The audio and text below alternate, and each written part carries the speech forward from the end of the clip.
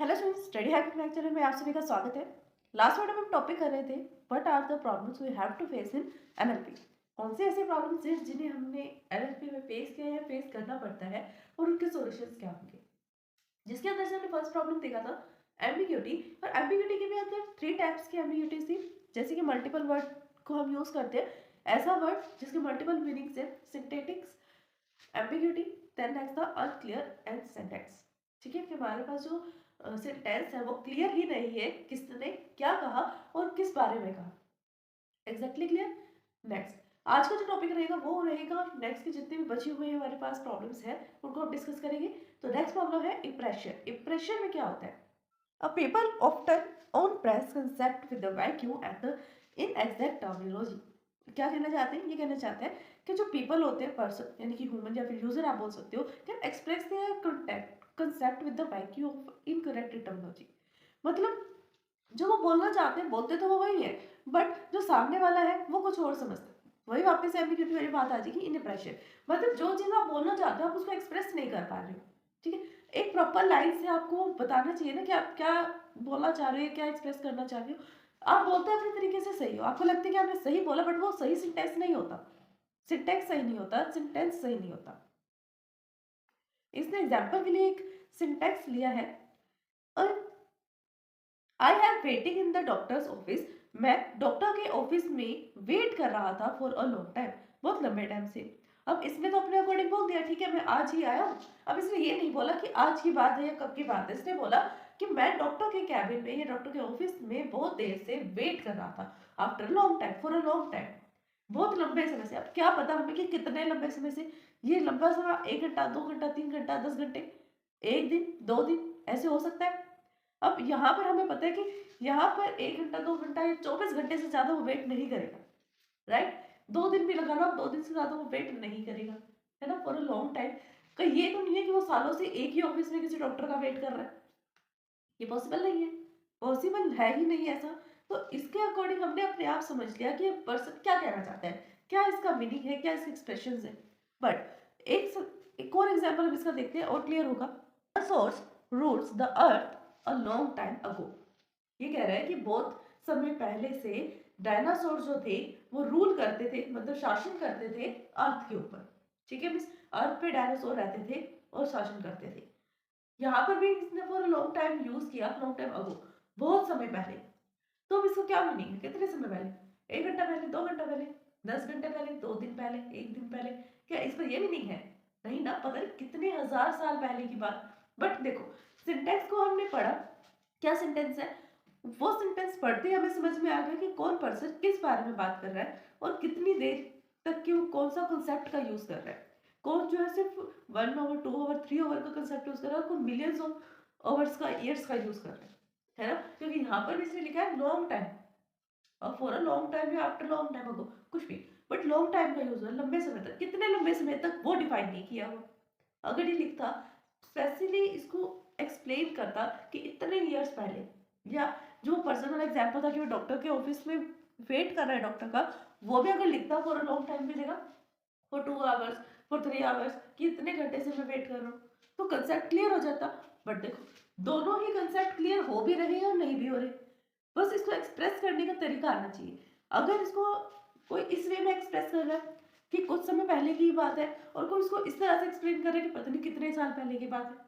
ठीक है, अब एक छोटी सी लाइन है डायनासोर वाली, अगर इस लाइन को इस तरह एक्सप्रेस किया जाए कि कुछ समय पहले ही ऐसा हुआ, है ना, और जो ऑफिस में पर्सन वेट कर रहा है डॉक्टर का, उसको अगर आप पता नहीं कितने ज्यादा टाइम से वेट करो, पर लॉन्ग टाइम से वेट करो, पता नहीं कितने ज्यादा टाइम से वो वेट कर रहा है ना, वो डिफाइनेड नहीं है। मतलब कि आप किस तरीके से किसी बात को एक्सप्रेस कर रहे हो, किस थॉट को एक्सप्रेस कर रहे हो, उसका कॉन्सेप्ट क्या है, उस पर बेस करता है कि आप क्या बोलना चाहते हो। ठीक है, if someone ask you about the length of the time waiting for the doctors, you wait respond that it no longer than the few hours. जैसे आपको आगे कोई कहेगा कि वो पर्सन डॉक्टर के ऑफिस में वेट कर रहा है डॉक्टर का, तो आप क्या समझोगे, कितने टाइम से वेट कर रहा है, होगा कुछ घंटे से वेट कर रहा होगा, 2-3 घंटे से, यही बोलोगे।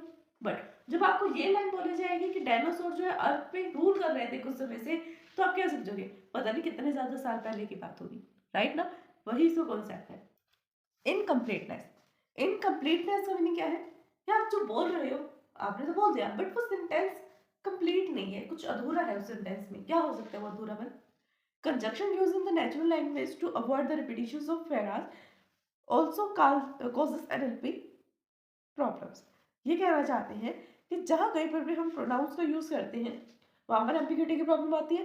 ये कह रहे हैं कि जहाँ पर हम कंजेशंस का यूज करते हैं ताकि हमें कम से कम लाइन में अवॉइड कर पाए रिपीटिशन ऑफ एरर्स, कुछ चीजों को बार बार लिखने से हम बच सके, इसलिए हम कंजेशन का यूज करते हैं। तो बट हमने कंजेशन का यूज तो कर लिया, उससे हमारा सेंटेंस कंप्लीट नहीं होता, क्लियर नहीं होता कि आप क्या कहना चाहते हो, मीनिंग क्या है आपके कहने का। We do not always say all the what we can mean। हम ये नहीं कह सकते कि हर कोई क्या समझता है। हो सकता है हर कोई कुछ और ही समझे, एक को बताया वो कुछ और आंसर समझ रहे हैं, दूसरे को बताया वो कुछ और समझ रहे हैं। तो हो सकता है अलग अलग पर्सन के सेंस करने की पावर अलग अलग हो, समझने की पावर अलग अलग हो। Because we share the common experience we usually can omit many details without the fear of any misunderstanding। हाँ, अगर ये हो सकता है, अगर हम एक्सपीरियंस है तो बिना कुछ ओमिट करें या ओमिट करके भी बिना कुछ डरे, बिना किसी डर के हम मिसअंडरस्टैंडिंग जो है वो हटा सकते हैं। मिस ओमिट कर देंगे कुछ वर्ड्स को, डायरेक्टली बोलेंगे। जैसे हम कुछ स्टोरी सुना रहे हैं, स्टोरी में 2 या 3 पर्सन की बात की गई है, फिर भी हम कह रहे हैं उसने ये किया, किसने ये किया नहीं पता।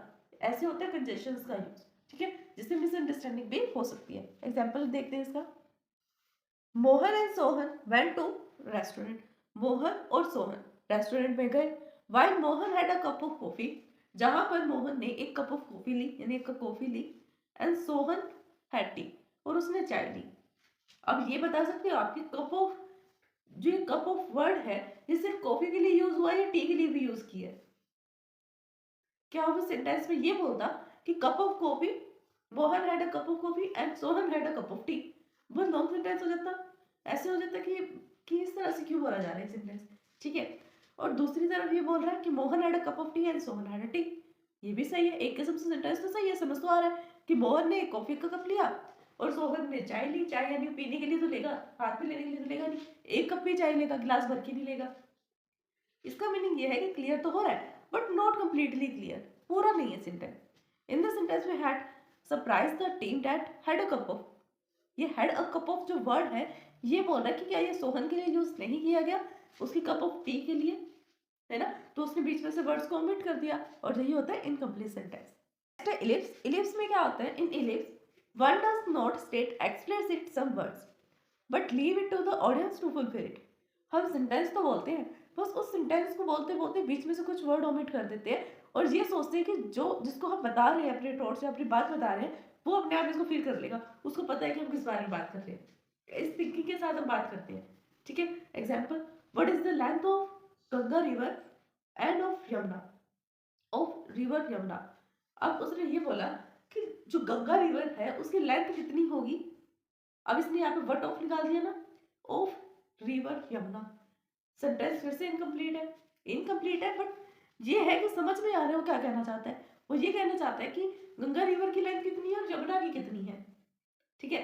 जिस तरह से हिंदी में सेंटेंस था उसने इंग्लिश में इसको बना दिया अपने तरीके से और ऑडियंस में छोड़ दिया कि आप इसको अपने आप फुलफिल कर लो, अपने अकॉर्डिंग इसका मीनिंग समझ लो कि मैं क्या कहना चाहता हूँ। ये होता है इलिप्स प्रॉब्लम।